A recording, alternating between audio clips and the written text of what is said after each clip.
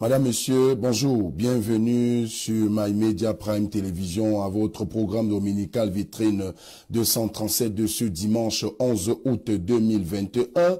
À l'ordre du jour, sur l'ordre du jour, nous allons rentrer de plein pied dans les sujets d'actualité qui auront meublé en tout cas la scène publique au Cameroun tout au long de cette semaine qui vient de s'écouler.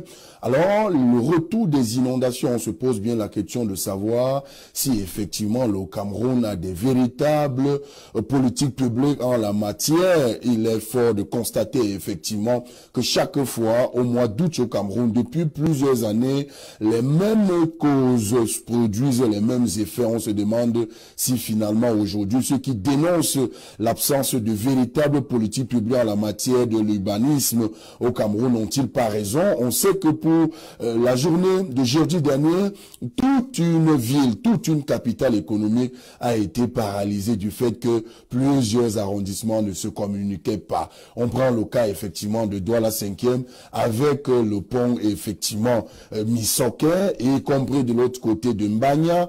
On se demande bien chaque année, les mêmes questions sont posées mais finalement pas de solution véritable. On poserait effectivement à l'entrée de cette émission cette problématique et également la question sur les accidents de route. Et effectivement aujourd'hui comme solution, le ministre des Transports effectivement annonce une augmentation des heures de voyage comme solution. On se demande véritablement si on va s'en sortir avec nos routes qui sont devenues de plus en plus des routes accidentogènes. Est-ce que le Cameroun aujourd'hui, en matière également de politique publique, de prévention routière, peut se positionner comme un exemple, mais il n'en demeure moins que les Camerounais continuent de tomber sur nos routes à la question de se poser, est-ce que c'est des routes qui tuent au Cameroun ou ce sont les hommes? La question également, on va faire un tour dans le cadre de cette émission également. En actu, nous n'allons pas manquer de dire que la rentrée scolaire au Cameroun, c'est dans quelques semaines seulement. Mais la grosse problématique aujourd'hui autour de notre éducation au regard de l'année académique qui vient de s'écouler continue d'alimenter l'espace public aujourd'hui avec les politiques publiques d'éducation nationale qui semblent ne pas aujourd'hui trouver des repères entre ce qu'on a évoqué en son temps, la formation en adéquation avec l'emploi. Aujourd'hui, on forme pour quoi faire? Comment est-ce qu'on forme? Toutes ces questions se posent aujourd'hui avec la qualité des enseignements et même la qualité des politiques d'insertion seront posées dans le cadre de cette émission. Autre chose, c'est que Human Rights Watch, dans le cadre de ses rapports, a effectivement commis un autre rapport le 2 août dernier, où dans ce rapport-là, effectivement, la chercheuse Allégré, effectivement, Allégrosi, oui, effectivement, qui est chercheuse auprès de cette organisation et qui travaille sur la question du Cameroun, effectivement, indiquait qu'il y a eu des graves violations de mois de juin des droits de l'homme, des droits humains dans la partie du nord-ouest et du sud-ouest. Elle dénombre effectivement 33 habitations comme cela détruites et même des pillages. Et elle attribue cela à l'armée camerounaise, tout en indiquant effectivement que l'armée camerounaise ayant le droit légal de riposter, mais devrait effectivement protéger les droits de l'homme et même les civils qui s'y trouvent de ce côté-là. Nous poserons ce sujet-là sur la table de débat ce matin, juste derrière ceci pour le panel qui m'accompagne.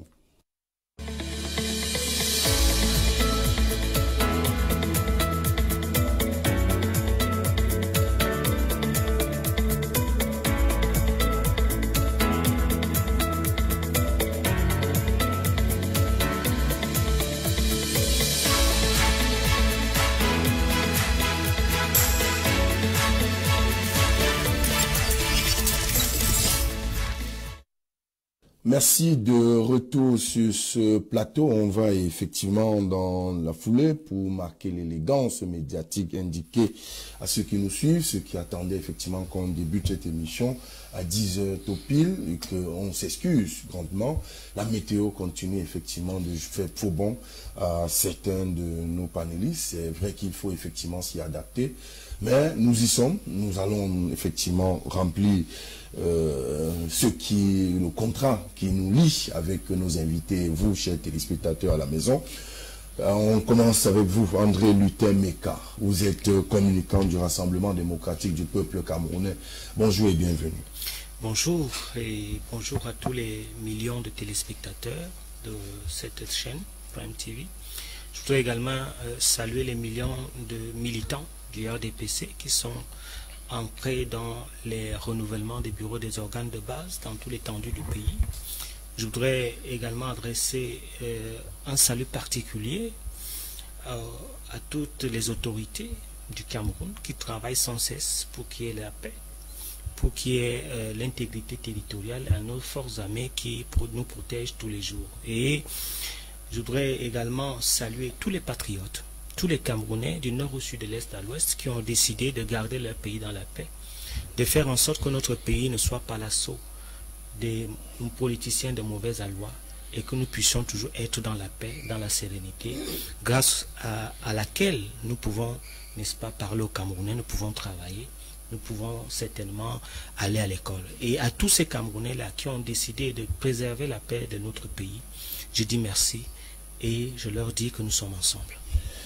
Bien qu'un peu de polémique dans le fond de votre développement, André Luther, c'est comme s'il y a des Camerounais qui ne pensent pas préserver l'unité ou l'intégration nationale. Parce que c'est comme si ça fait quand même problème. Évoquer la notion du patriotisme est problématique au Cameroun. Je peux juste dire un mot qu'il y a quand même certains Camerounais d'origine qui financent les séparatistes. Il y a certains Camerounais qui ont appelé à l'insurrection et qui chaque jour déstabilisent le pays à travers, n'est-ce pas, des marches qui sont tout à fait inquiétantes. Il y a certains Camerounais qui, dans les réseaux sociaux, incriminent, déstabilisent le pays à longueur de journée. Et ils sont Camerounais, certes, mais ils n'ont pas l'âme patriotique de notre devise paix, travail, patrie. Merci bien. Sur ce plateau, Raoul Lemopi, lui, il est enseignant de philosophie. Il faut le rappeler, il est également syndicaliste. Il est le responsable du SINAES, de l'antenne de l'arrondissement de Douala 3e. Raoul Lemopi, bonjour et bienvenue. Bonjour Sylvain, et bonjour aux autres copanélistes. Merci, n'est-ce pas, de l'honneur que vous me faites. N'est-ce pas, on me convient à ces déjeuners intellectuels.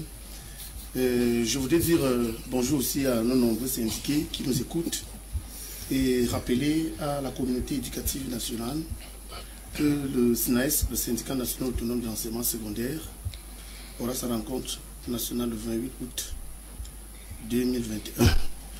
Je ne vais pas finir ce mot inaugural sans dire bonjour à un ami particulier que j'ai retrouvé après près de 20 ans d'absence. C'est Cyril, très bon et digne fils du Cameroun. Merci bien. Un autre communicant politique, Pierre-Emmanuel Bignam, il est communicant du mouvement pour la renaissance du Cameroun, précisément le régional de la communication du MRC dans le littoral. Bonjour et bienvenue, Pierre-Emmanuel Bignam. Bonjour Sylvain et bonjour à mes copanélistes. Un bon dimanche à tous les téléspectateurs de MyPrime Media qui nous suivent en ce moment en direct. Et je ne pourrais pas ne pas commencer mes propos sans apprécier ce rendez-vous qui est devenu dominical aujourd'hui au Cameroun entre 10h et 11h30 de l'émission La Vitrine 237. Donc, je profite également de cette occasion pour faire un clin d'œil et renouveler mes encouragements accompagnés de mon salut patriotique à tous les prisonniers politiques, sinon même, on dirait, à tous les otages de Paul Biya, du militant pour la renaissance du Cameroun, qui croupissent dans les géoles depuis, pour certains, 2 ans, pour d'autres 1 an aujourd'hui, pour avoir osé manifester pour décrier des mots qui minent notre société, tels que les détournements des deniers publics de plus de 3 000 milliards dont les fonds étaient alloués pour la CAN 2019, Alors, pour avoir posé cet acte patriotique qui est inscrit dans notre constitution, ils se sont retrouvés embastillés, pour d'aucuns 1 an aujourd'hui, et pour d'autres plus de 2 ans, pour ceux qui ont été arrêtés depuis 2019. Donc, je ne pourrais pas ne pas les saluer et les encourager, les renouveler notre soutien au quotidien et auprès de leur famille. Merci. Notre sur ce plateau, il faut rappeler, hein, je devais vous faire cette précision, il a tenu que cela se fasse. La chefferie Bana me dit que vous êtes très aimé de ce côté-là, Pierre Emmanuel Biya. Dimanche dernier, vous devez être ici, il y a 2 semaines, vous n'y étiez pas. On a tenu à ce que je vous le dise en direct parce qu'ils nous suivent au palais de ce côté-là. Merci, chef. Merci. Merci à la communauté Bana. Un autre panéliste, c'est Bertrand Tatinda, qui est le secrétaire général du nouveau mouvement populaire qui vient de sortir de sa 2e convention. C'était le week-end, c'était la semaine dernière. Bertrand Tatinda, bonjour et bienvenue. Bonjour, merci de m'avoir invité. Je suis très content d'être là. Bonjour à vos milliards de téléspectateurs, à mes copanélistes. Vous savez, la famille des panélistes à Douala, on se connaît tous. On voit la vie différemment, mais on s'aime bien. Donc, il ne faudrait pas que souvent les internautes croient que c'est la guerre entre nous. On s'adore, mais on ne voit pas le Cameroun pareil. C'est vrai qu'on sort d'une 2e convention. Et mon frère Meka a posé les problématiques. D'ailleurs, nous avons posé la première problématique, qui est une problématique d'ordre énergétique. Cette vision coloniale de voir la façon dont il faut gérer l'électricité au Cameroun. Nous demandons à EDF, Artis, à ce fonds de pension d'arrêter sa façon de fonctionner. On ne peut pas être dans un pays où on a le monopole et on se comporte comme les brigands. C'est-à-dire, si un contentieux qui n'existe pas, vous vous trouvez coupé. Coupé. Il joue sur le fait que, n'ayant pas de lumière chez vous, ne pouvant pas, comment je vais dire, faire étudier vos enfants décemment, étant en position de force, eh bien vous allez aller dans de petits arrangements. Nous disons à EDF qu'ils nous trouveront sur leur chemin.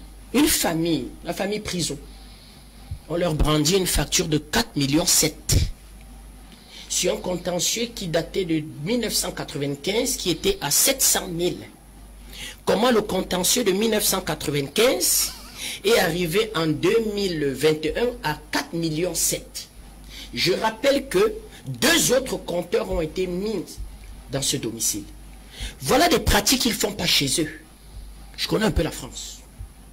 J'ai même travaillé là-bas. Ils ne font pas ça chez eux. Nous attirons l'attention de l'ARCEL. Nous attirons l'attention du ministre de l'Industrie, qui a dit qu'une fois que vous êtes en contentieux avec Eléo, vous ne devez plus être coupé. La coupure même, c'est un processus de fin de démarche. Et même souvent, elle doit être issue d'une décision de justice. Merci. Nous reviendrons sur ce cas. Je chute en saluant particulièrement mon ami Meka. C'est un patriote, c'est un grand garçon. Je suis fier de lui. Nous demandons à chaque Camerounais d'être mobilisé. Il y aura enfin cette CAN. Le tirage au sort, c'est dans 2 jours. Les plus beaux stades du monde.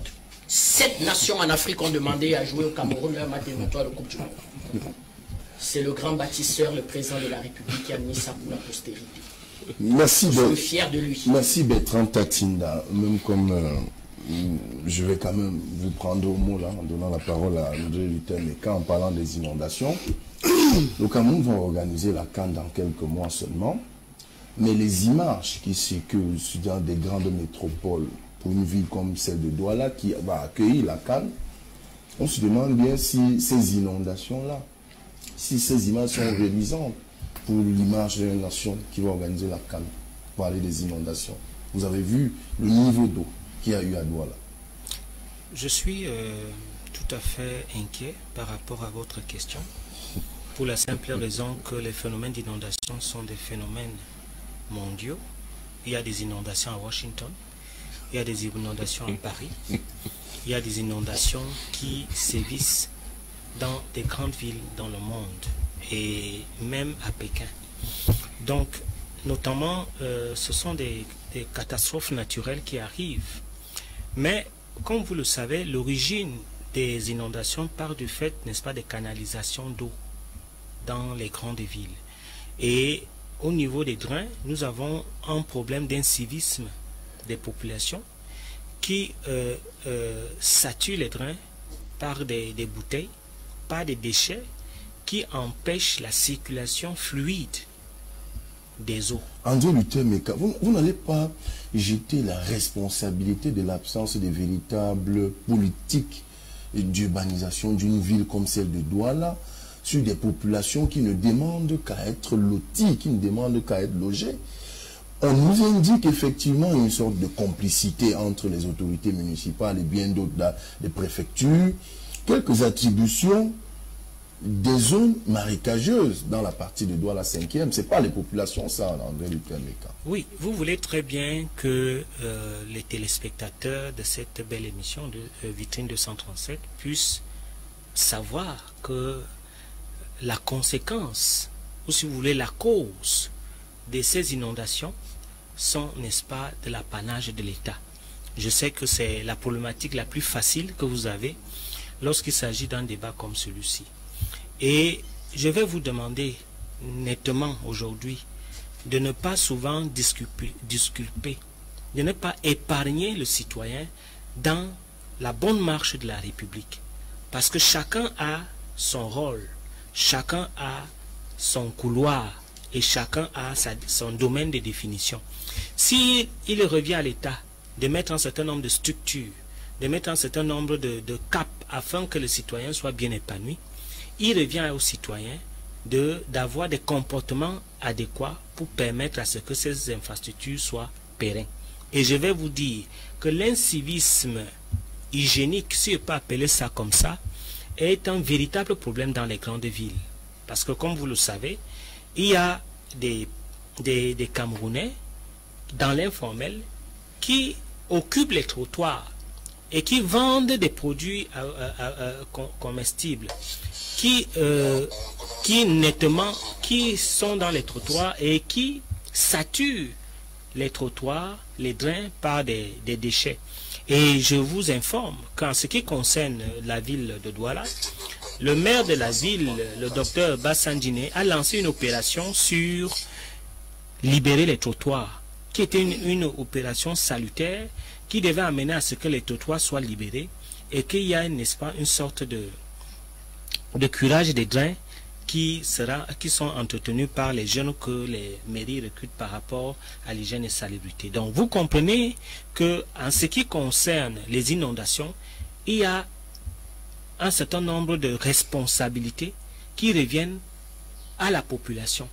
Et notamment aussi les services d'hygiène des mairies doivent faire ce travail avec le curage des drains pour permettre à ce qu'il y ait la circulation des eaux. Je crois que si nous sommes d'accord sur ce plateau, et si nous sommes d'accord dans le fait que chacun doit apporter sa part d'édifice dans la réalisation, n'est-ce pas, de l'hygiène et salubrité dans nos villes, je crois que les populations ont également leurs responsabilités. À une époque, j'ai été membre, n'est-ce pas, du comité de développement de Bonaminkano à Bonabéry, où on s'organisait avec des jeunes pour pouvoir mettre la propreté, pour pouvoir curer les drains, afin que le quartier soit propre. Et je prends les jeunes de Bonabéry à témoin aujourd'hui pour signifier que jusque-là, il y a une partie de la population qui doit faire un travail important. André Luther Meka, c'est une affaire où on annonce des gros sous pour l'aménagement des bassins versants, pour le cas de la ville de Douala, avec l'appui de la Banque mondiale pour des communes et l'Union européenne. Des 100 millions pour le cas de l'exercice de 2013 et 2020 pour des mairies.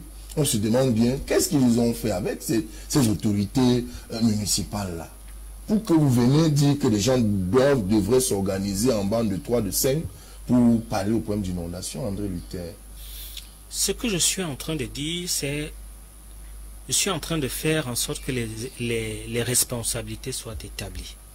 Parce qu'il y a d'abord l'incivisme des populations, il y a également l'organisation des mairies, des communes pour l'hygiène et salubrité. J'ai souvent remarqué qu'il y a une journée le jeudi qui est consacrée à l'hygiène et salubrité et dont malheureusement nous ne voyons pas souvent des personnes se mobiliser dans les quartiers et dans les communes. Je suis tout à fait d'accord avec vous qu'il faudrait qu'il y ait un sursaut d'orgueil du côté des communes d'arrondissement pour que la journée de propreté qui est consacrée le jeudi soit effectivement axée dans le cadre, n'est-ce pas, du curage des drains et de la propreté dans les villes. Et je ne pourrais pas finir mon propos sans indexer également le civisme des populations et notamment l'harmonisation des comportements citadins dans les villes du Cameroun. Merci. Emmanuel Bignam, les populations sont là sous les eaux, pour le cas de Misoké, pour le cas de Mbanya, pour le cas de Mabanda. C'est pas là, c'est pas anodin, c'est des faits connus. L'agence nationale de météo a annoncé cela au mois de juin et que finalement, tac, au mois d'août, on a des populations qui ne savent pas où, jusqu'aujourd'hui, depuis quelques jours là où dormir. Ça pose quand même un sérieux problème d'urbanisation des grandes villes comme celle de Douala. Il n'y a pas que le problème d'urbanisation dont nous faisons face au Cameroun. Le Cameroun est un pays qui fait face à beaucoup de problèmes, et parmi lesquels celui d'urbanisation. Lorsque une situation comme celle-là arrive, moi je ne suis pas souvent d'accord qu'on soit en train de mettre tout sur la tête des pauvres Camerounais que nous sommes, c'est-à-dire que des populations. L'État a le devoir de protéger les populations, c'est l'une de ses fonctions régaliennes. Et aujourd'hui, l'État l'exerce à travers les collectivités territoriales décentralisées, parce que nous parlons ici dans le cadre des communes. Ces pauvres gens qui sont à Mabanda, à Moussoké et autres, vous allez constater que ce sont des populations défavorisées. Nous n'allons pas nous cacher pour le dire. Ceux qui ont la possibilité d'avoir des logements décents n'habitent pas dans ces endroits-là. C'est généralement des endroits très enclavés. Les problématiques qu'il faut poser le plus souvent lorsque ce genre de situation arrive, malheureux surtout, c'est que quelle est la politique publique ou quelles sont les politiques publiques que l'État met en jeu pour davantage protéger ce type de population. Et on remarque au Cameroun, il y a un problème de proactivité dans la gouvernance globalement. On a un problème de proactivité parce que si déjà, selon les informations que vous avez fait relayer ici, l'Agence nationale de la prévention des risques et catastrophes a annoncé cela il y a quelques mois et que jusqu'à présent, les mairies de Douala n'ont pas réagi pour saisir le taureau par le corne et prendre toutes les dispositions afin d'éviter cela. C'est qu'il y a un problème. Et il y a un autre problème qui se pose aujourd'hui, c'est que la plupart du temps, ce ne sont pas forcément les infrastructures qui manquent au Cameroun. Okay? Ce n'est pas toujours les infrastructures qui manquent au Cameroun. Moi, j'ai vu quand même l'effort de l'État et de certaines collectivités territoriales décentralisées de finaliser les projets sur les drains, qui sont de très bons projets, permettant d'évacuer nos différentes eaux et autres qui sont sources d'inondation. Mais alors, il y a un épineux problème qui se pose, celui de l'entretien. Celui de l'entretien. Nos pouvoirs publics, y compris les collectivités territoriales décentralisées, n'ont aucune politique d'entretien des édifices, des infrastructures qui existent. Ces drains, ces caniveaux, sont-ils entretenus? Très rarement. Très rarement. Il devrait avoir un calendrier, sinon même hebdomadaire et mensuel, d'entretien de ces infrastructures-là. C'est ça qui... Parce que rien n'est parfait.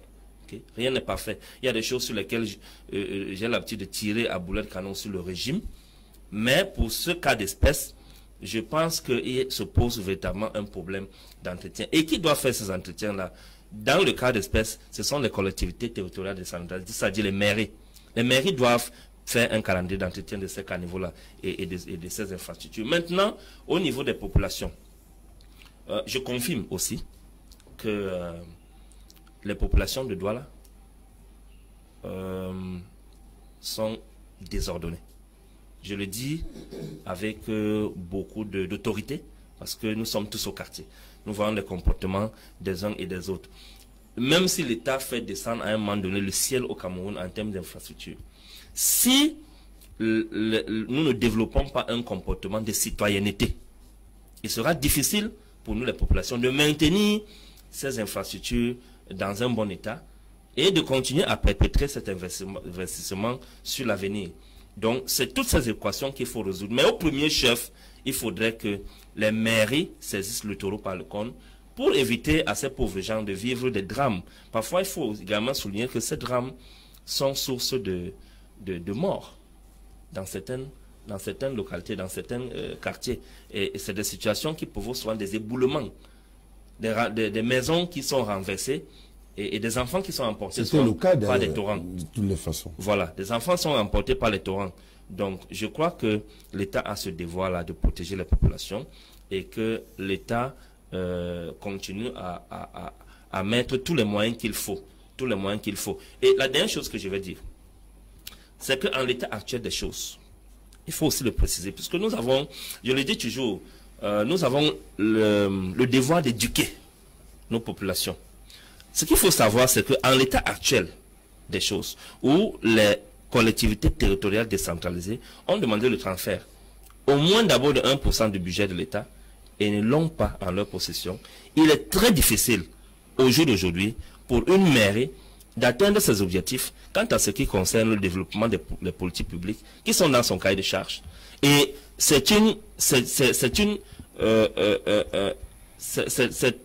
manigance, ou bien je peux appeler ça, c'est une volonté du gouvernement camerounais de ne pas mettre à disposition de ces collectivités territoriales décentralisées les budgets dont ils ont besoin pour continuer à centraliser les choses au niveau de Yaoundé. Et c'est autant de choses que les populations décrivent. Il faudrait que véritablement, puisqu'ils sont décidés à aller vers la décentralisation, que cette décentralisation ne soit pas seulement sur le papier. On a parlé de transfert de compétences. Il y a des transferts de compétences, il y a certaines mairies qui ont commencé à travailler dans ce sens-là. Mais il faut également transférer les fonds. Les fonds, parce qu'on a parlé de 100 millions tout à l'heure. Honnêtement, ces 100 millions pour désengorger les rigoles à Douala, les drains et autres sont très insuffisants. C'est très insuffisant. Il faut au moins 10 à 15 fois ce type de budget pour qu'une ville comme Douala puisse avoir une bonne politique de gestion de ces infrastructures-là. Merci Pierre-Emmanuel Bignam. Bertrand Tatinda, les inondations, au-delà de ce qu'a évoqué André Luther Meka ici, ne sont pas que, au-delà du naturel, il y a des phénomènes d'hommes là, parce que c'est pas l'eau qui demande aux gens d'immatriculer les zones à risque. C'est le cas, c'est ce qu'on dénonce là peut-être aujourd'hui, pour le cas de Douala 5e. On se demande bien comment on fait pour finalement stopper cette affaire d'inondation pour une ville comme celle de Douala. Je suis en grande partie d'accord avec mon frère Bigna.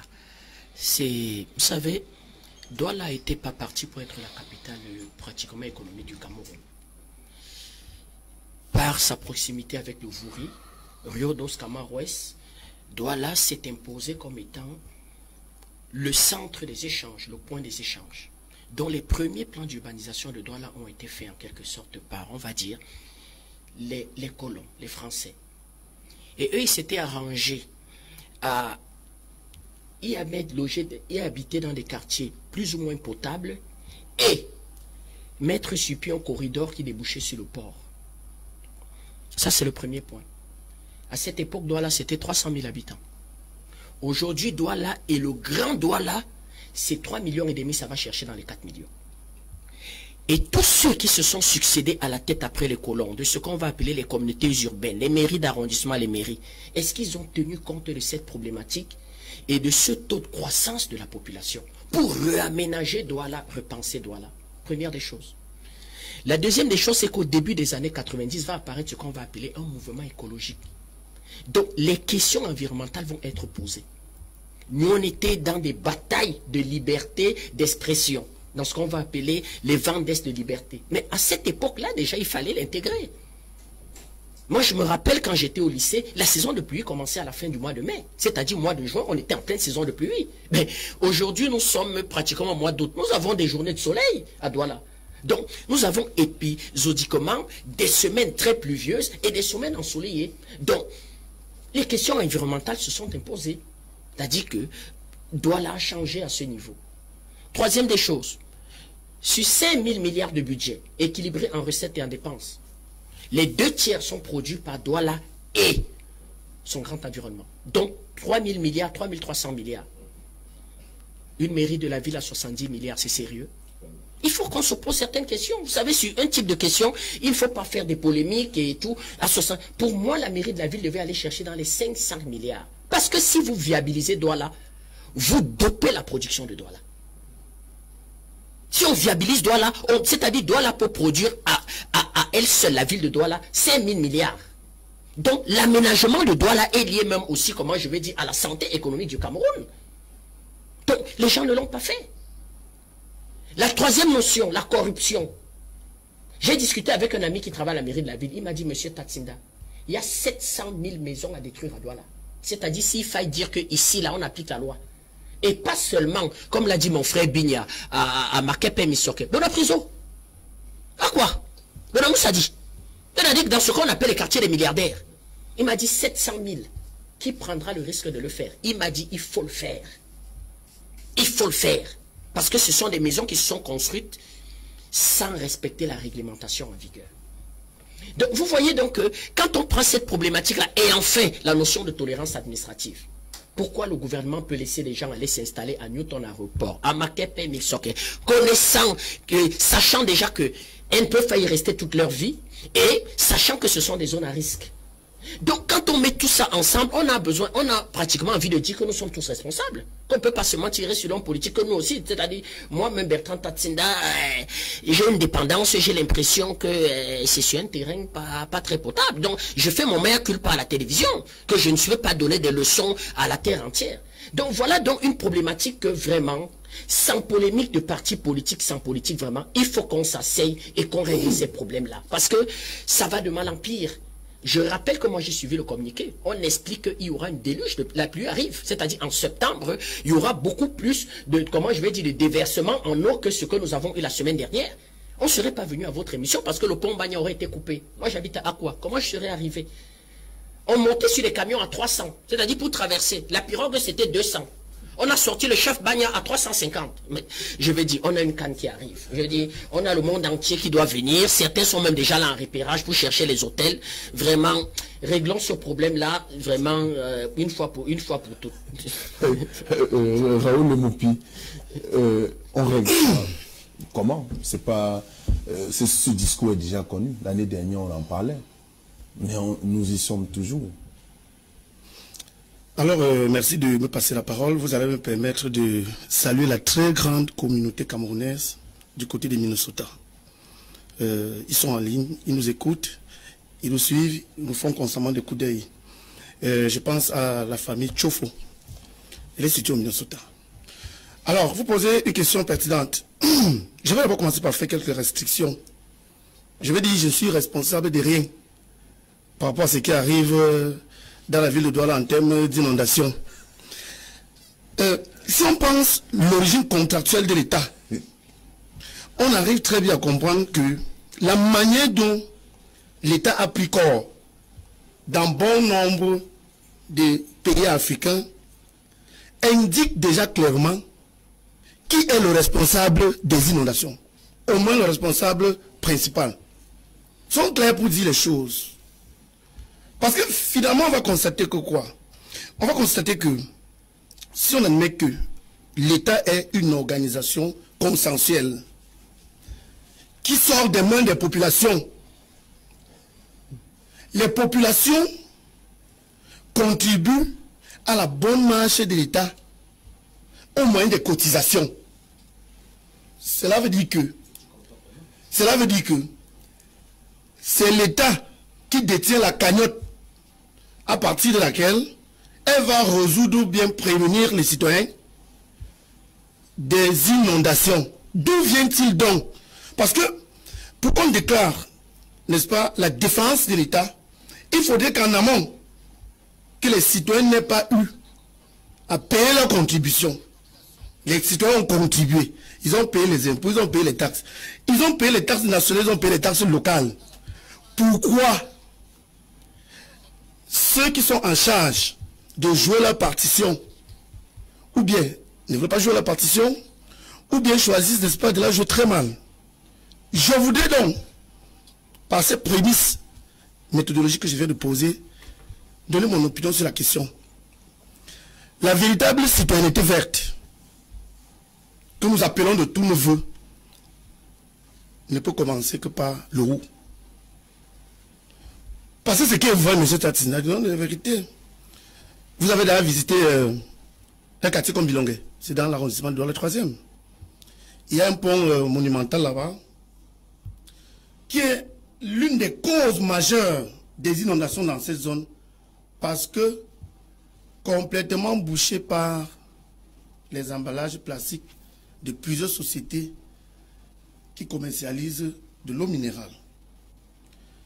Ne voyez-vous pas que l'État qui a le pouvoir de normaliser la production de ce genre d'emballage, qui rend difficilement possible la circulation de l'eau, a sa responsabilité dans ces affaires-là?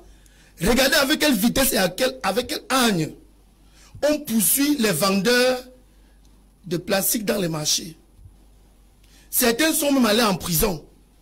Mais les gros pollueurs sont là tranquilles, ils polluent, ils créent le désastre partout, au vu, au su de tout le monde. Est-ce que vous savez que même la société en charge du ramassage de ces ordures-là ne renseigne pas suffisamment les populations sur les horaires de passage? Parfois, c'est même quand les enfants sont entrés à l'école que vous suivez les klaxons. C'est-à-dire que la société se pavane quand il n'y a personne pour leur remettre les ordures. Il y a donc, à ma manière de voir, un problème sérieux qui doit questionner, n'est-ce pas, le rapport des gouvernants à l'idéal d'une société véritablement préservée de ce genre de choses. Moi, je dis et j'insiste, peut-être parce qu'ils sont de l'autre côté, ils voient la vie en grand et se disent qu'il ne peut pas avoir d'inondation à étudier. Mais qu'on fasse très attention. Qu'on fasse très attention. Si ceux qui dirigent sont le prolongement de l'âme des citoyens, qu'on le veut ou non, lorsque les citoyens sont très mal à l'aise, on ne peut pas venir divertir les gens avec une théologie du style ce sont les populations, c'est ça, parce que aussi l'éducation de ces populations, la répression est aussi une activité de l'État. La corruption qui encadre même la construction des drains n'est pas punie par l'État. Moi, je suis au quartier Brazzaville, tout juste derrière mon lycée, le lycée bilingue de Dinon Brazzaville. Regardez ce qui se passe là.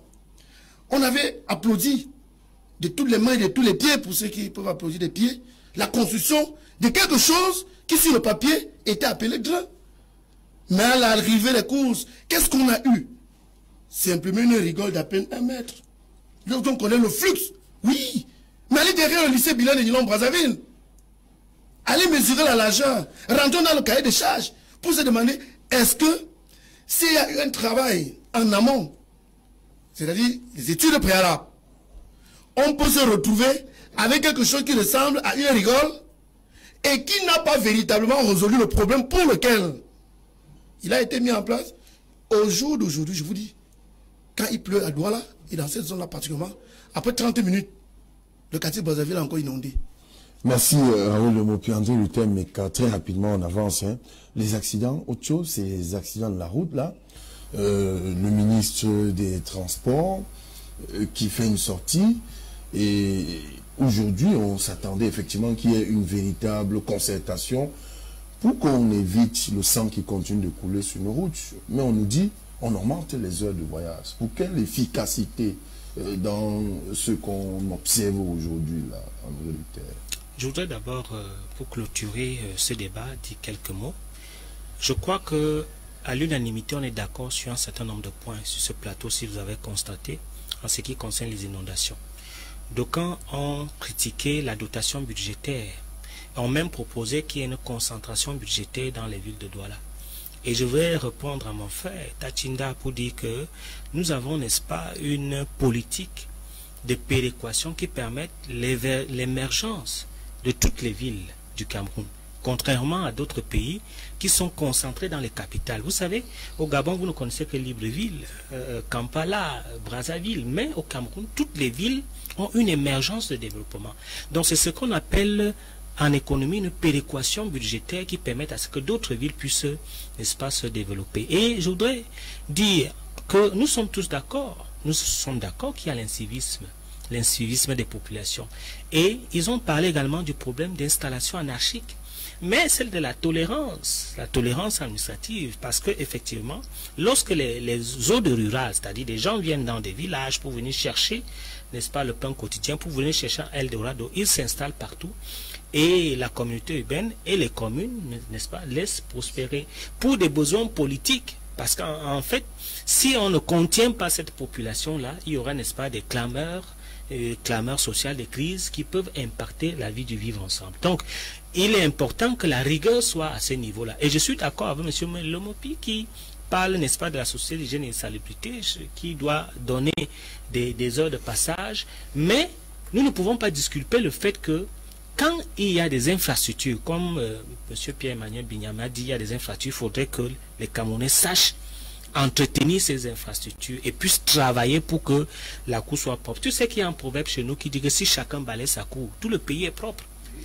Tout le pays est propre. C'est-à-dire que si maintenant vous dites que dans votre quartier là, ce sera propre, tous les quartiers seront propres et tout le pays est propre. Donc, il faudrait que nous aussi, nous puissions avoir une idée du beau pour apporter notre contribution à l'hygiène et salubrité de notre pays. Je vais vous dire le véritable problème qu'il y a dans les transports. Il y a plusieurs problèmes. Le premier problème dans les transports, c'est l'utilisation des ressources humaines dans les agences. Parce qu'il y a des problèmes de recrutement des chauffeurs. Est-ce que les chauffeurs qui sont recrutés sont expérimentés?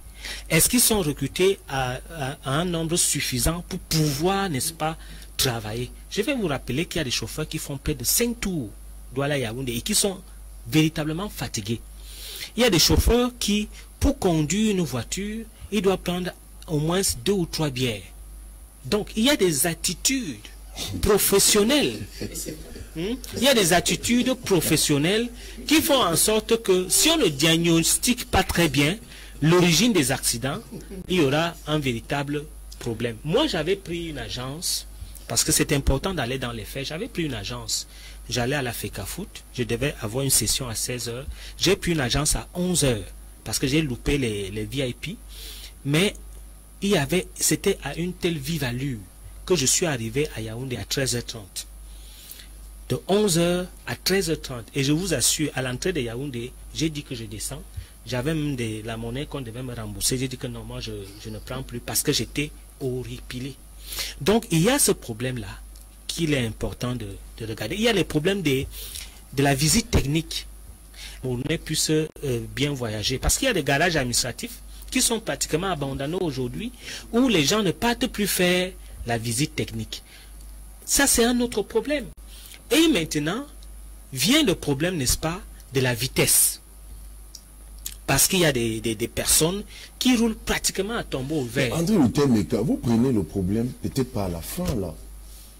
Les infrastructures d'abord, et ensuite les conditions, les conditions avec lesquelles on exerce le métier de transporteur au Cameroun. Oui, ce n'est pas comme ça que je vois ce problème. Parce que si nous avons des Camerounais insouciants, si nous avons des Camerounais qui ne sont pas bien formés, si on ne recrute pas un bon chauffeur qui a de l'expérience, si on recrute un soulard, même s'il a des autoroutes, je ne sais pas, élargies à des 15, 25 mètres, 40 mètres, je ne sais pas quoi, il y aura toujours des accidents.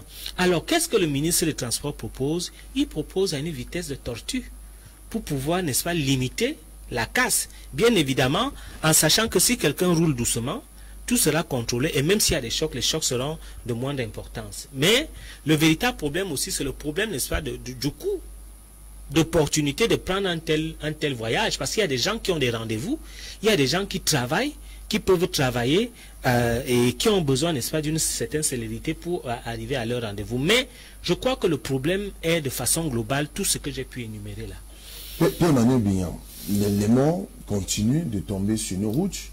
Aujourd'hui, on frôle toujours le peloton de tête des pays avec des routes qui sont classées comme des pays avec des routes accidentogènes. On se demande bien de savoir, est-ce que le diagnostic que veut élaborer André Luther Meka, les visites techniques, la capacité de lucidité du chauffeur, à elles seules suffisent pour effectivement éviter ce à quoi on assiste, au point d'en avoir 40 morts sur nos routes en 48 heures. Bon, il faut préciser également que les accidents se produisent partout, jusqu'aux États-Unis d'Amérique, en Allemagne, partout. Mais sauf que ailleurs, l'État a une politique de prévention des accidents. Et cette politique de prévention des accidents passe par non seulement l'entretien des routes, mais également la construction des routes, nouvelles infrastructures, qui sont selon les standards recommandés. Si c'est en Europe, l'Union européenne, si c'est en Afrique, selon les standards de la CEMAC ou bien de la CEDEAO, ainsi de suite, ou bien l'UEMOA. Donc, je vais prendre un cas simple. Nous constatons que la plupart des accidents qui sont produits, c'est-à-dire que plus de 70% des accidents, sont produits généralement sur l'axe routier numéro 1, 2 et 3. C'est-à-dire que Douala-Yaoundé, c'est qu'on appelle le triangle Lamont, Douala-Yaoundé, Bafoussam-Douala et Bafoussam-Yaoundé. La plupart du temps, plus de 70% du volume des accidents produits. Et qu'est-ce qu'on observe sur ces routes? On observe que ce sont des routes qui ne sont plus praticables. Parce qu'au temps où Aïdjo les a construits, à partir de ce moment à aujourd'hui, il y a eu beaucoup de dégradation. On a connu un véritable problème sur l'axe Douala-Yaoundé après que comment on appelle ça, ce qui s'est cassé à Maniaï là, après que le bus de Maniaï ne soit explosé, on a connu des travaux de réaménagement que l'État a lancés. C'était une bonne chose, mais encore fallait les prévoir depuis longtemps. Et où en est-on aujourd'hui avec l'autoroute Douala-Yaoundé? Ça, c'est la question qu'il faut également poser. Est-ce que le Cameroun, en l'état actuel des choses, et de notre budget et des moyens qui ont été mis à contribution pour la construction de cette route-là, est-ce que vous ne pensez pas que le Cameroun, tout au moins sur l'axe numéro 1, mérite une autoroute? Vous ne pouvez pas m'expliquer que des milliards ont été mis à contribution pour ce chantier depuis pratiquement 11 ans qui n'est pas encore livré. Alors c'est un véritable problème. C'est un véritable problème. Où sont les priorités de ceux qui nous gouvernent? Quelles sont les priorités? Leur priorité, c'est nous rendre la vie facile ou bien contribuer à ce que nous ayons la vie difficile. Quand vous prenez l'axe, moi je suis quelqu'un de l'Ouest par adoption. C'est-à-dire que je suis constamment à Banganté. Quand vous prenez la route Douala-Yaoundé, il y a quelque chose qui m'arrive tout le temps et j'arrive pas à comprendre pourquoi. Au niveau de Tanguy, de Source Tanguy, il y a un dos d'âne là qui me prend toujours. C'est-à-dire que le dos d'âne là me prend toujours. C'est-à-dire que parfois je m'apprête, même en journée, que non, cette fois-ci. Arrivé là, ça me prend toujours. Parce que ce sont des dos d'âne qui n'ont pas de plaque de signalisation à distance. Et ça va toujours te prendre. C'est-à-dire que, donc, c'est autant de choses que nous rencontrons sur ces routes qui sont déjà dépassées en termes de standards. Et même la façon de les entretenir n'est pas bonne. Alors, je crois que pour ce cas d'espèce, autant je disais qu'au niveau des infrastructures, des engorgements des eaux, il y a un effort qui est fait, mais il y a un effort absent de l'État d'améliorer nos routes, de les rendre, de les mettre aux standards internationaux et aux standards même de la sous-région et d'éviter à ce qu'il y ait tellement d'accidents. Est-ce qu'au jour d'aujourd'hui, l'État, le gouvernement a-t-il déjà fait une communication gouvernementale, parce que ça se fait dans d'autres pays, communication gouvernementale, pour nous indiquer souvent quels sont les objectifs de réduction du nombre d'accidents en une année. Et lorsque l'année finit, où en sommes-nous? Il y a des politiques qui sont menées dans d'autres pays, même de la sous-région CEMAC, comme le Gabon, comme la Guinée équatoriale, qui annoncent souvent en début d'année objectif 0 accident. Ça ne veut pas dire qu'il y aura 0 accident. Et que l'État va mettre les moyens pour réduire au maximum le nombre d'accidents. Mais avant d'y arriver, il faut doter de notre pays des infrastructures routières adaptées. Et c'est un véritable problème aujourd'hui. Les gens sont concentrés dans la corruption, parce que nous avons également un problème qui se pose, celui du péage. Le péage a collecté des milliers de milliards. Il y a tout un fonds routier. Sur nos routes, le péage a collecté des milliers de milliards depuis des décennies aujourd'hui. Et logiquement, cet argent devrait contribuer à offrir aux Camerounais des meilleures infrastructures routières. Mais ce n'est pas le cas. Ce n'est pas le cas. Et un autre problème qui se pose, pour montrer à quel niveau, à un moment donné, le gouvernement camerounais ne se préoccupe pas vraiment des problèmes pressants des populations. Parce qu'il ne faut pas banaliser la mort. 40 morts en une semaine, en 48 heures, c'est trop. Il ne faut pas banaliser les vies des Camerounais. Il faut montrer un sérieux, que la vie du Camerounais est au centre des préoccupations de nos pouvoirs publics. Raison pour laquelle il y a un autre problème qui se pose, celui de la corruption que la gendarmerie nationale, les forces de maintien de l'ordre ont installé tout au long de ces axes routiers. C'est-à-dire que voilà un autre fonds qui est mis en place depuis des décennies au Cameroun. Et donc personne ne dénonce. Merci. Combien de milliards ces gendarmes et ces policiers collectent sur le fonds routier et tout le temps de manière informelle. Merci André Luther. Bertrand, oui, Pierre-Emmanuel Bignam.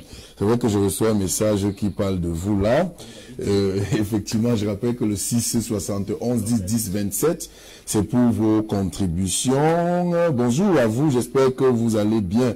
J'adore votre émission Vitrine 237, mais votre invité en la personne de Monsieur Luther Meka est un homme de mauvaise foi. Vraiment, je ne vais pas continuer le message parce que en réalité, dans le fond, il demande que Meka ne participe plus dans les débats. Non, il n'a pas. En réalité, non, le débat est contradictoire. Bertrand Tatinga, le Cameroun, en réalité, ne manque pas de politique en matière d'aménagement de routes. On a tout un secrétariat d'État en charge des routes au ministère des Sports. Mais la vérité, c'est que les mêmes problématiques sont posées et qu'il n'y a véritablement pas de solution. Il faut dire que l'État ne dort pas. Je rappelle qu'il y a un ministre des Travaux publics, parce que c'est plus dans le domaine du ministère des Travaux publics, qui a été arrêté, qui est en fuite. D'autres, peut-être, le sauront. Donc, l'État, sur ces questions, et c'est un ministère qui brasse beaucoup d'argent. C'est vrai, c'est une question sur laquelle c'est aussi difficile de faire polémique. Est-ce qu'il faut les états généraux du transport? Est-ce qu'il faut poser véritablement? Je crois que monsieur Lomepi, c'est un syndicaliste. Je ne suis pas dans le domaine. Il y a beaucoup de questions à voir. Nous avons, c'est vrai, 70% d'accidents sur ce triangle-là. Il faut améliorer les routes à ce niveau. Mais sauf que j'ai essayé de regarder l'origine de 3 accidents qui ont été effroyables. Premier accident sur la falaise de Sanchou, à 3 h du matin. Un individu, avec un camion qui n'a aucun contrôle technique, qui n'a rien du tout, transporte de l'essence frelatée. Ses freins lâchent. Donc, il part de son côté, va frapper un bus qui, lui, respecte la réglementation, a la vitesse qu'il faut, et dans son couloir, résultat des courses, comme il a de l'essence frelatée, ça prend feu. 30aine de morts. Après avoir traversé 3 contrôles de police et de gendarmerie. Ça fait pas de première responsabilité. Deuxième responsabilité, dernièrement, sur le gros accident qu'il y a eu. L'accident s'est fait au sorti d'un virage. Tous ceux qui conduisent savent qu'on prend un virage en deuxième. Vous prenez un virage en troisième, vous êtes déjà un délinquant de la route. Nous qui avons fait l'effort d'aller à l'auto-école pour avoir des permis. Prendre le virage en deuxième. Et en deuxième, on est à 40. Quand on est même en 50, on force sa deuxième. Ben, il est à 90. Il prend un virage. Il y a au moins sur cette route-là ce qu'on va appeler une démarcation verticale. C'est-à-dire la ligne continue blanche. On ne la chevauche même pas. J'ai pris 25 000 sur Douala Yaoundé. Emmanuel Bignam dit que ça n'existe plus, la matérialisation des routes. Sur cette route, je parle de cet accident à cet endroit-là. Il y avait une matérialisation et il y avait une ligne continue blanche. Donc, non seulement il prend son virage à 90, il déborde de la ligne blanche, accident de circulation, une dizaine de morts. Autre accident qui a défrayé la chronique. Un monsieur transporte son huile de palme. Il a son camion avec son huile de palme. Il ne s'arrange pas, il vérifie pas que c'est bien bouché. Eh bien, il accélère, ça s'ouvre. L'huile de palme se déverse. Derrière, il y a un bus d'une compagnie qui met très cher. C'est un aîné qui a cette compagnie. Je ne donne pas le nom. Eh bien, son chauffeur arrive et se met à danser sur la route. Les freins ne donnent plus. Eh bien, il y a l'huile de palme. 15 morts. Quand vous voyez ça, je suis d'accord avec mon frère Bigna. Il va falloir régler le problème des routes au Cameroun. Il va falloir être, comment je vais dire que, à la limite même, des dictateurs. Mais de ces 3 accidents, il n'y a pas aussi une petite responsabilité humaine et de sérieux. Grosse responsabilité. Il n'y a pas aussi ce type de responsabilité. Déjà, il y a 4 infractions. Vous avez de l'essence frelatée. Vous le transportez dans un camion qui ne respecte pas les normes. Vous êtes en pleine allure. Vous, et c'est vrai, là où vous traversez les barrières de gendarmerie. Donc le pauvre chauffeur qu'on a gardé à vue et qui certainement est en prison, on n'a pas mené l'enquête au fond de savoir que, monsieur, vous avez traversé quelle barrière de gendarmerie. Voilà. Parce que les services de sécurité au Cameroun sont des plus réglementés. À toutes les secondes, on sait où se trouve un gendarme et la fonction qu'il occupe sur la route. Tout à fait. Là, est-ce que ça peut être sérieux? Est-ce que ça incite vraiment les Camerounais à croire qu'il y a une politique de lutte contre la délinquance routière? Voilà. Donc voilà, vous voyez donc que sur des questions comme ça, on engage la vie des hommes. Moi et mon frère Bignon, on est en désaccord sur beaucoup de choses. Bientôt, on va même entrer certainement en guerre quand on va parler d'autres choses. Mais sur des questions comme ça, franchement, là, c'est vrai. Il faut même des états généraux. Vraiment, qu'on ait ces états généraux, qu'on prenne conscience, nous, et qu'on sanctionne avec la dernière énergie ceux qui sont garants de l'autorité sur les routes et qui se laissent acheter pour nous. Je voudrais tout de même préciser une petite chose, que la démonstration que fait M. Tatinda démontre l'insouciance des chauffeurs. Tout à fait. Parce que c'est important de le démontrer. Parce que lorsqu'il fait une sorte d'anamnèse, de diagnostic des 3 accidents qu'il a démontrés, ça veut dire qu'il y a une insouciance des chauffeurs qui ne prennent pas en compte la vie des hommes qu'ils protègent. Parce que là, imaginons, même si c'était l'autoroute, même si c'était l'autoroute, avec qui se déverse sur l'autoroute, ce serait l'hécatombe. Donc c'est important également, je vous ai dit, au niveau des hommes, qui ait une certaine conscience professionnelle par rapport à ce métier de chauffeur. Merci. Raoul Lemoki, la situation des accidents continue également de préoccuper. Parce que là, il s'agit des vies humaines. Mais en l'état actuel, le triangle la mort a été développé, a été reconnu là. On se demande bien comment on fait finalement, effectivement, pour que le fonds routier qui existe au Cameroun, que l'argent du fonds routier sert à l'amélioration, l'aménagement des routes au Cameroun. Vous voyez tout que le schéma que j'ai eu à présenter lors de ma deuxième prise de parole renseigne aussi sur ce que nous disons en parlant des routes. Il y a un fonds routier, mais celui qui gère ce fonds routier n'utilise pas l'argent qui sort de ses propres poches. C'est les impôts et les taxes des Camerounais. C'est-à-dire que les Camerounais ont contribué. Que voilà, vous voulez, n'est-ce pas, nous donner des routes de qualité. Bon, quelle est notre contribution? On dit payer les taxes, payer les impôts, les gens payent. Mais maintenant, où sont les routes? Je voudrais quand même rappeler que le développement des infrastructures routières du Cameroun ne suit pas la courbe, premièrement, de l'évolution démographique, deuxièmement, des enjeux en termes de projection de développement. Parce qu'il faut se demander quel rôle les routes jouent dans le dispositif, n'est-ce pas, de développement du Cameroun, selon ceux qui dirigent le Cameroun. Parce que c'est ça la question. Peut-être faudrait-il qu'on commence par rappeler que lorsqu'on inaugure le premier pont sur le Vouri, en 1955, Bonabéry avait à peine 50 voitures. Parce qu'il faut qu'on comprenne bien ce que je veux dire. Lorsqu'on inaugure ce pont, Bonabéry a à peine 50 voitures. Ce pont est donc adapté pour desservir les gens qui vont et viennent, Bonabéry, Douala et ainsi de suite. Quand vous regardez vous-même la qualité des routes, on va bien parler, c'est vrai ce que M. Tatinda est en train de dire. Hein? Il y a des délinquants routiers, ça c'est vrai. Mais sur quelle route aussi? Quand on regarde nos routes et on a le courage de le dire, nos routes ne sont pas une invention de nos ingénieurs. Ce sont des pistes villageoises qu'on a simplement aménagées. Quand on nous présente dans le dispositif, n'est-ce pas, infrastructurel des routes camerounaises, une route qui sort, n'est-ce pas, de l'esprit de ceux qui dirigent le Cameroun. C'est-à-dire qui ne suit pas le tracé villageois. C'est ça toute la question. Il faut donc voir que les routes au Cameroun sont, à mes yeux, l'une des causes fondamentales des accidents de la circulation. D'abord, ces routes ne sont pas éclairées. Vous voyez? Est-ce qu'il vous est déjà arrivé de partir de Douala Yaoundé la nuit?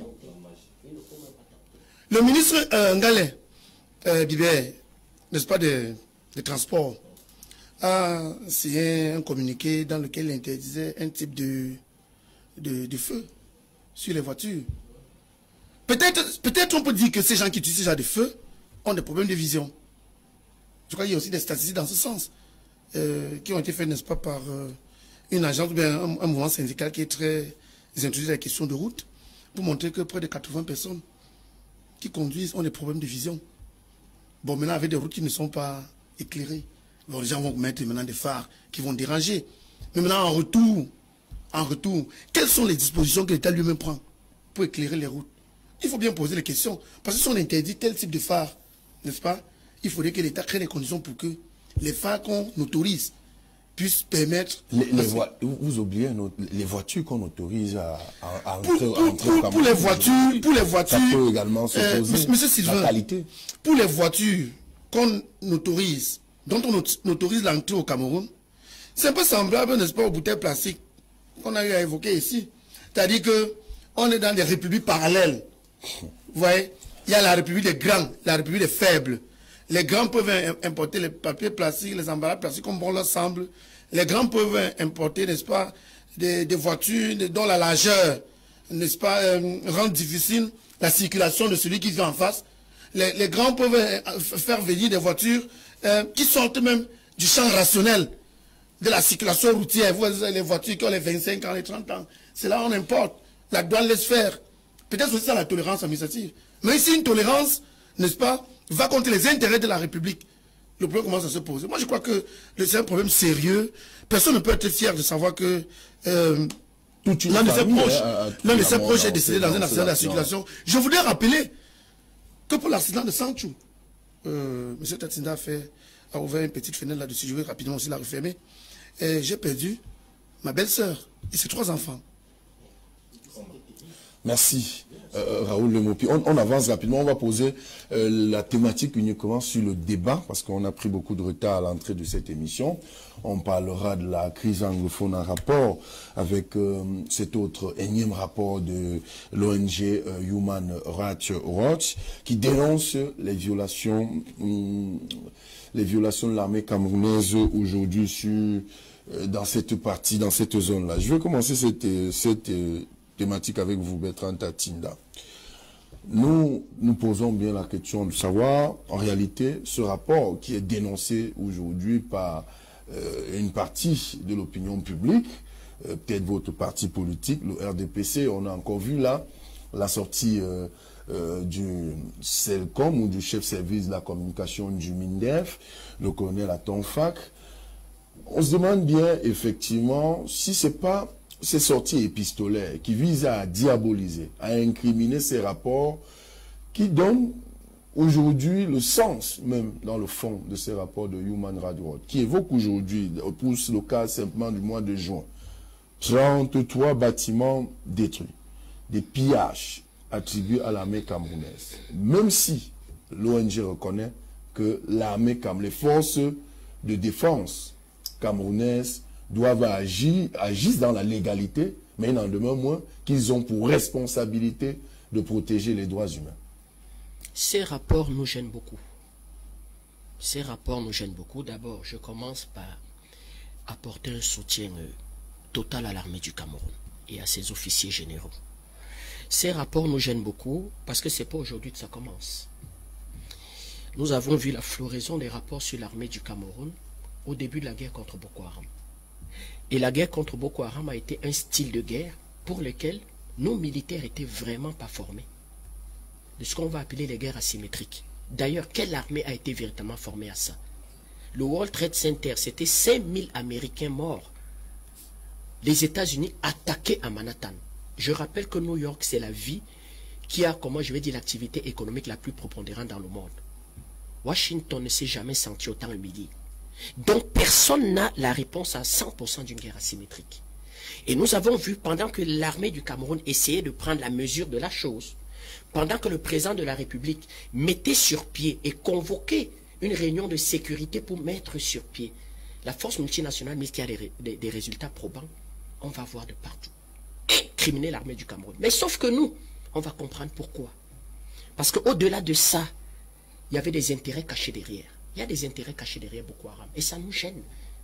Vous voulez affronter le Cameroun. Vous voulez faire partie le président Biya. Eh bien, faites-le partie de façon conventionnelle. Il faut quand même mettre un peu d'élégance même dans la pratique politique. On ne fait pas tout en politique. On ne fait pas la politique sur tout. On ne fait pas le mercenariat sur tout. C'est des mercenaires. Ne me parlez pas des ONG, c'est des mercenaires. Parce que ces rapports, nous les lisons. Nous avons arrêté de les lire. Parce que c'était truffé le blablabla. Je rappelle que la base du bataillon intervention rapide de Maroua, ils ont ouvert leurs portes. Ils ont tout ouvert. Parce que l'ONG expliquait que nous avons des preuves irréfutables qu'à l'intérieur s'y trouve généralement une salle de torture. Ce qu'on ne fait jamais dans des troupes d'élite. Le Pentagone ne va jamais vous ouvrir toutes ses portes. Le bataillon d'intervention rapide va ouvrir toutes ses portes et dire montrez-nous la salle de torture. Il n'y aura pas de salle de torture. Donc, ces rapports nous gênent beaucoup. Qu'il y ait des comportements inacceptables au sein des forces de sécurité, mais c'est vrai, on vient de tomber sur un sujet où on a été unanime qu'il faut sanctionner de la pire des espèces, des gendarmes qui sont des délinquants de la route, parce qu'ils participent à la délinquance de la route. Je rappelle quand même qu'on est dans une armée où on a, comment je vais dire, un tribunal militaire au Cameroun. On a une cour martiale. Les militaires passent en cour martiale. J'y étais il y a 3 semaines, certains y passaient. Je ne savais pas qu'au sein des CEMIL, il se trouvait des cellules. Un jour, je rencontre un responsable de la CEMIL à Yaoundé et j'entends beaucoup de bruit. Je lui dis, mais qu'est-ce qui se passe, colonel? Il me dit, c'est nos prisonniers. Je dis, ben vos prisonniers, vous êtes un tribunal ordinaire? Il dit, non, c'est nos militaires prisonniers. Vous savez d'où venaient ces enfants? Ces soldats venaient de Bakassi. Je dis, mais qu'est-ce qu'ils font là? Ils ont violé les consignes à Bakassi. Ils en étaient une 15aine. Et ces enfants criaient dans les cellules que regardez comment vous nous traitez. Nous, on se bat pour le pays et tout et tout. Et on leur répondait que vous passerez devant les tribunaux. Donc, on ne peut pas dire que l'armée du Cameroun, sa hiérarchie militaire, n'est pas consciente de ça et ne punit sévèrement. Petit exemple. Les officiers militaires américains en Irak. Tapez bavure, torture, armée américaine. Tapez-le sur Google, on l'a. Vous en avez 5000 pages. Vous avez une officier. Vous voulez diaboliser le rapport qui est sur la table ou vous voulez comprendre les faits? Non, je veux dire que le rapport, c'est un rapport de mercenaires. Les intérêts sont derrière. Vous voulez que je parle en chinois? De gros intérêts financiers sont derrière. Les ONG aujourd'hui sont des bras armés d'intérêts financiers, même entre guillemets criminels. Et quand vous avez des guerres asymétriques, vous n'avez pas d'adversaire en face. Une guerre asymétrique veut dire qu'à tout moment, vous pouvez être tué.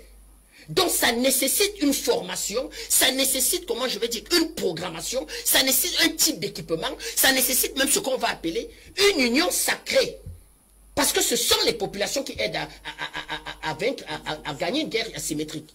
Et quand on voit ça, donc nous disons non, quand même, l'armée du Cameroun, pour être sous-officier, sous-lieutenant dans l'armée du Cameroun, il faut braver l'un des concours les plus durs de ce pays, l'école militaire interarmée. Je parle sous-lieutenant. Or, Un lieutenant américain après les tortures. Vous savez ce qu'ils ont fait, l'armée américaine a fait? Elle a abrégé leur contrat avec l'armée. Aux États-Unis, on ne juge pas les militaires qui sont sur le front de guerre. Les États-Unis se sont souscrits de la Cour pénale internationale. Donc quand ces ONG nous donnent des leçons, nous disons oui, il y a des lacunes dans notre armée, il y a des enfants qui ont violé les consignes, tolérance zéro. Le chef suprême des armées l'a dit. Et dans son dernier rapport sur Gbagbo, je chute là rapidement. Oui, très rapidement. Le président disait aux officiers, je paraphrase, je ne fais pas le mot à mot, que c'est la dernière fois que vous me faites parvenir un rapport dont vous n'êtes pas sûr. Pourquoi? Parce qu'il faut dire que la communication avait été mauvaise. L'armée avait fait une communication et nous avait servi une version. Quand le président a prescrit les enquêtes, il y avait autre chose. Et le président va aller jusqu'à le dire. C'est-à-dire que non seulement au chef d'état-major et aux responsables militaires, que ne faites plus jamais ça. Merci. Avant de me faire parvenir un rapport, assurez-vous d'avoir mené véritablement des enquêtes et qu'on sanctionne des éléments. Merci Bertrand Tatinda. Avec vous, Pierre-Emmanuel Bignam. Ce rapport qui est diabolisé, incriminé aujourd'hui, on se demande bien, est-ce que cela aide à aller dans le fond des problématiques soulevées par l'ONG Human Rights Watch aujourd'hui dans le cadre de la crise anglophone? Cela n'aide pas, M. Tchokoga, cela n'aide pas. Cette attitude du gouvernement camerounais à vouloir toujours tout justifier, à vouloir toujours masquer les réalités, la vérité, cela n'aide pas, en effet. Cette attitude renforce plutôt la position de ceux qui pensent que le gouvernement ne ménage pas assez d'efforts pour mettre un terme à cette guerre. Parce que le rapport de Human Rights Watch, ces gens, contrairement à ce que pense mon ami Bertrand, ces gens ne sont pas des brigands, comme il estime. Non du tout. Parce que je vais prendre un cas simple. On connaît ce qui s'est passé avec l'affaire de Gbagbo. Toujours le même Human Rights Watch a commis un rapport sur le drame de Gbagbo, qui a été contesté. Lorsque le président Paul Biya a ordonné une enquête indépendante, on a vu que les résultats de l'enquête indépendante avec les résultats de l'enquête de Human Rights Watch étaient similaires. En termes de chiffres, en termes de faits, et sur le récit même du rapport. Donc parfois, notre gouvernement a une façon de communiquer qui, au lieu d'arranger la situation, l'empire souvent. Je dis qu'il n'y a aucun intérêt de ce que l'armée, à travers Atonfac, fasse ce genre de communiqué. C'est un communiqué qui est incendiaire. Pour résoudre une guerre, il faut que la vérité soit rétablie. Et lorsque la vérité est rétablie, la justice prend son cours. Et lorsque la justice prend son cours, il y a le pardon, la réconciliation et la paix. Et l'une des choses qui contribue à rétablir la vérité, c'est de faire des rapports exacts. Tout au moins, dans lesquels la marge d'erreur, parce qu'il n'y a pas de perfection de ce monde, dans lesquels la marge d'erreur est tellement infime, sinon même négligeable. Alors, moi, je pense que le rapport de Human Rights Watch est plus proche de la réalité que par rapport à ce que le gouvernement pense. C'est un rapport qui est vrai. Je pense qu'ils ont même omis certaines choses là-dedans. Je ne suis pas de ceux qui pensent qu'il faut incriminer l'armée camerounaise dans une guerre asymétrique dans laquelle ils sont enlisés, parce que l'armée n'y est pour rien. Il faut le préciser ici. L'armée et les populations civiles sont victimes, autant victimes de cette guerre que tout le Camerounais. Par contre, les responsables de cette guerre sont au premier chef les séparatistes qui ont porté les armes, et puis le gouvernement camerounais qui a été dans une léthargie profonde, dans la réactivité qui allait mettre un terme ou résoudre cette guerre-là. Alors, qu'est-ce qu'il faut faire face à ce genre de situation? Il faut souvent dénoncer et condamner. C'est le cas de Human Rights Watch. C'est le cas du mouvement pour la Renaissance Cameroun, la société civile camerounaise et d'autres partis d'opposition. Il faut dénoncer. Ne veut pas dire qu'il faut avoir une dénonciation à tête chercheuse, qui est seulement dans un sens. autant je dis que je condamne l'attitude de la communication de Colonel Tonfak, autant je condamne également cette attitude de ces séparatistes-là, qui davantage contribue à radicaliser les positions en faisant circuler les vidéos virales. Il y a des vidéos virales que moi j'ai vues sur le mois de juillet, où les gens, impunément, font la promotion de l'explosion d'un véhicule qui transporte les militaires camerounais. Des gens qu'on a envoyés pour protéger leur population contre les exactions perpétrées par les séparatistes. Et ils se permettent de faire véhiculer une vidéo dans laquelle ils sont en train de monter un coup et ils expliquent, voilà, le véhicule arrive, il parle en pédine, boum, ça explose. Mais il faut condamner ce genre d'attitude. Ça, c'est le banditisme, ça, c'est la méchanceté. Je condamne ça avec ma dernière énergie. Les vies des militaires camerounais ne doivent pas être banalisées jusqu'à ce point-là. Ce sont des Camerounais comme nous. Merci. Maintenant. Oui, je suis tout rapidement un peu, Emmanuel. Moi, j'ai l'habitude de me tenir toujours du côté de la vérité. Maintenant, quant à ce qui concerne l'armée camerounaise, j'ai expliqué préalablement qu'elle est victime de ce qui se passe. Et elle est là pour faire son job. Je les interpelle à limiter, sinon à mettre un terme aux exactions. Ils ont un cahier de charge. Ils doivent avoir le réflexe de protéger d'abord les populations.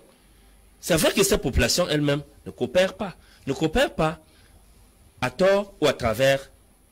Elles seules savent pourquoi elles ne coopèrent pas. Mais je pense que si jusqu'à présent les populations ne coopèrent pas, ça veut dire qu'elles sont d'accord avec les revendications de ces séparatistes-là. Mais les populations ne sont pas d'accord de la terreur dont elles sont en train de vivre. Donc que l'armée camerounaise également soit vigilante et prudente. Et je suis aussi d'accord qu'il y a la cour martiale au Cameroun. Mais je voudrais aussi dire à mon ami Tassinda qu'il y a la cour martiale aux États-Unis d'Amérique qui condamne même les anciens militaires qui sortent des guerres comme l'Afghanistan et autres. La presse américaine même parfois a souvent taxé ça d'injustice, de ce que les gens rentrent des guerres dont ils n'ont pas été des responsables et qu'à la suite de ça, ils se retrouvent condamnés au lieu d'avoir une retraite paisible. Les Américains, les militaires américains le connaissent également. Merci.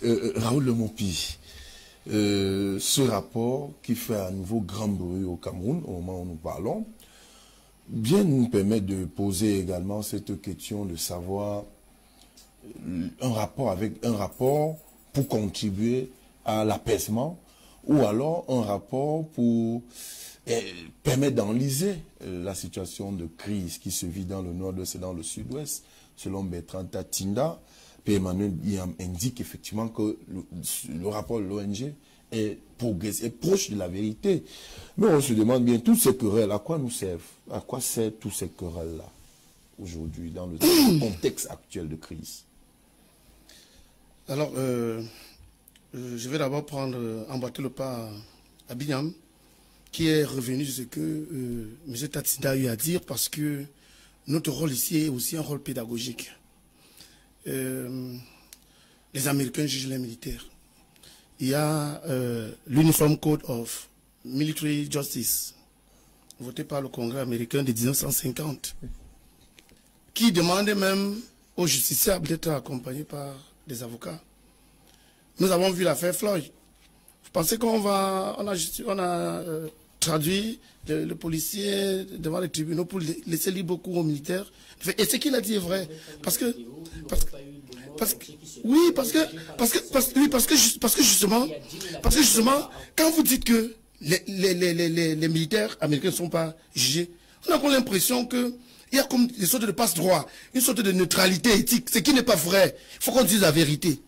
Il faut qu'on comprenne très bien que le problème des rapports, vrai ou faux, renseigne les Camerounais sur ce qui probablement, parce que maintenant, je pèse mes mots, ce qui probablement se passe, et c'est au terme des discussions qu'on peut avoir une certaine idée de la vérité. Surtout que ces rapports, avant d'être rendus publics, sont d'abord mis à la disposition de l'État du Cameroun, afin qu'ils puissent les lire.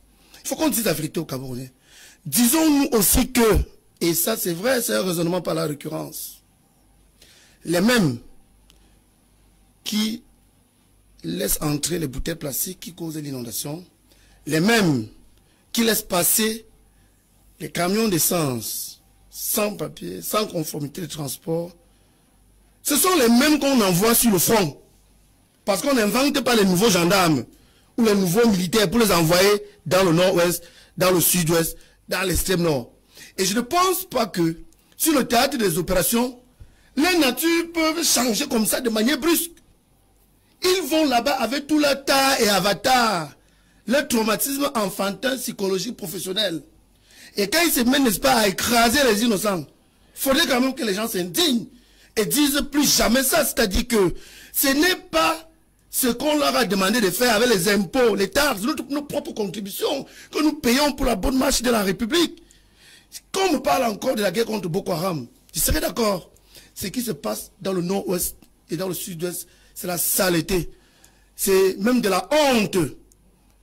Et quand mon collègue et ami Fridolin Kay, n'est-ce pas, parle des soldats bandits, c'est justement de ces genres de soldats qui sont mis en vitrine.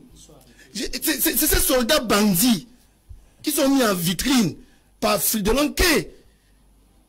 Parce qu'à côté, il y a les soldats citoyens, il y a les soldats patriotes.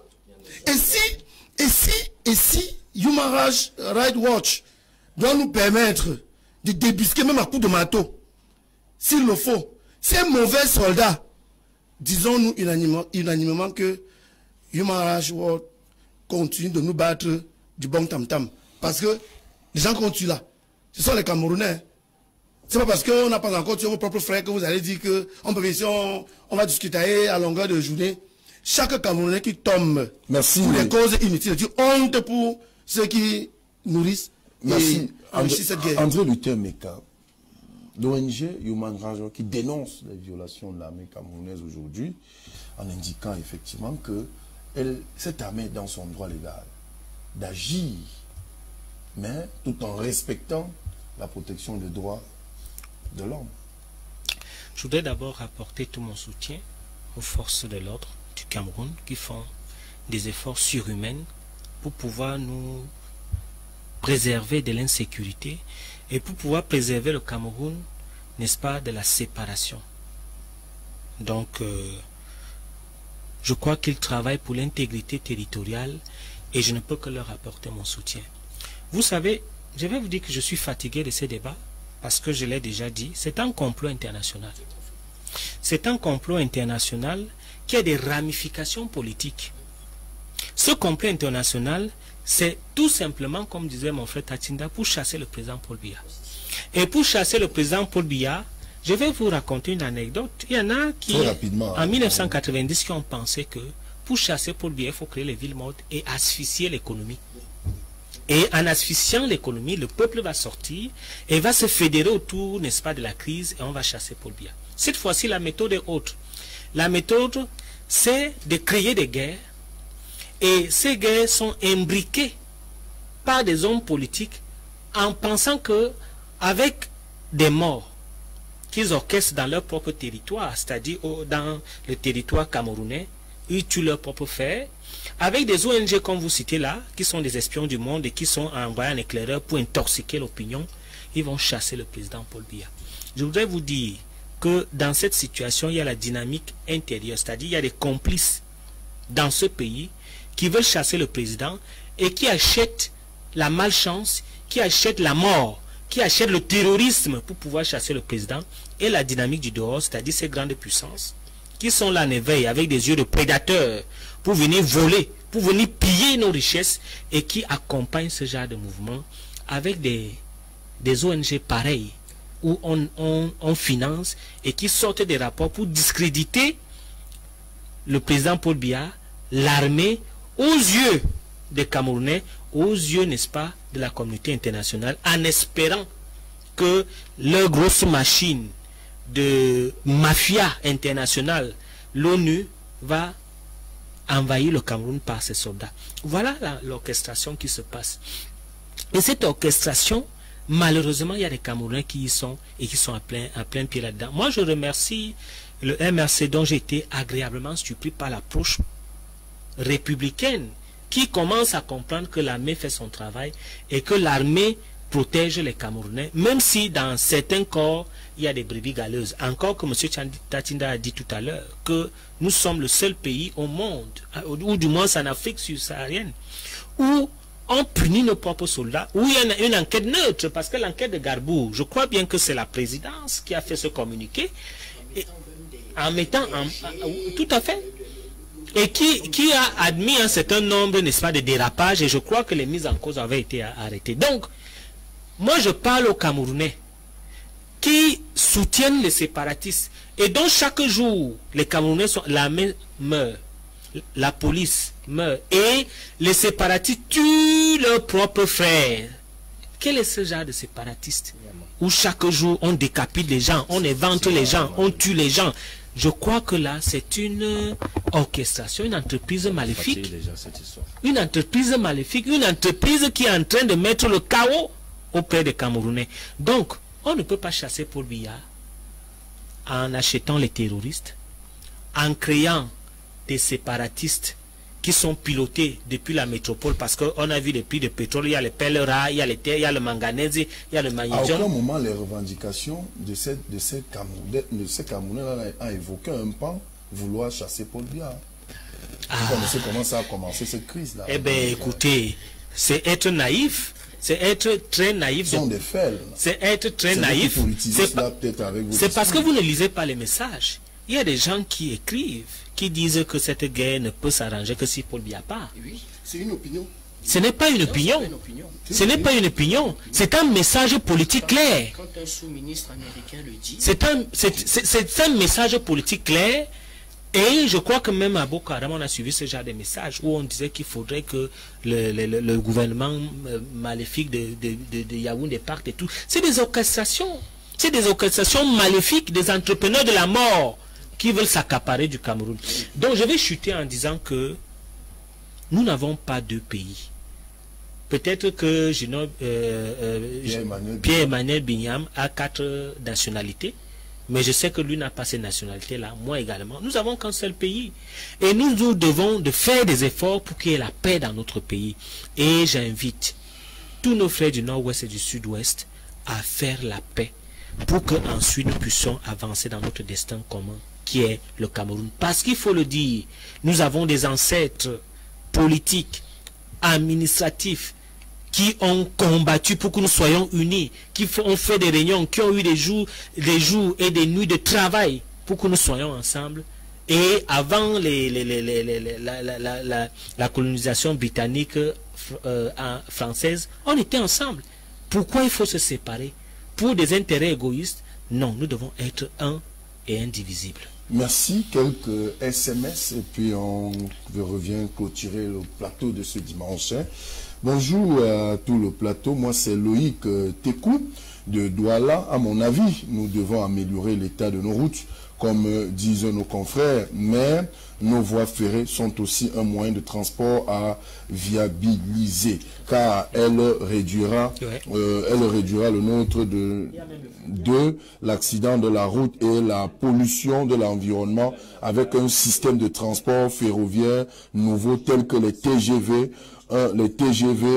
un boost économique suivra dans les grandes agglomérations traversées, réduisant par la crise rurale et accentuera la décentralisation. Ça, c'est un autre message. Un autre message rapidement.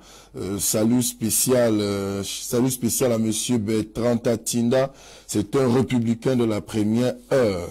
Il faut rappeler là également, bonjour à tous sur le plateau, je voudrais saluer la pertinence de mon grand frère Luther Meka quand il parle de la péréquation de l'État du Cameroun pour l'émergence de plusieurs villes viables au lieu de tout concentrer sur une seule ville comme le font certains pays.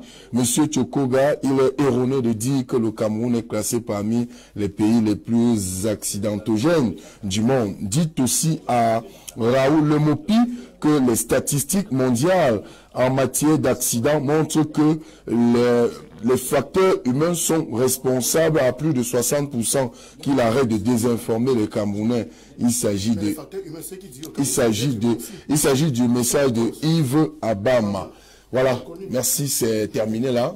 Merci Bertrand Tatsila d'être venu.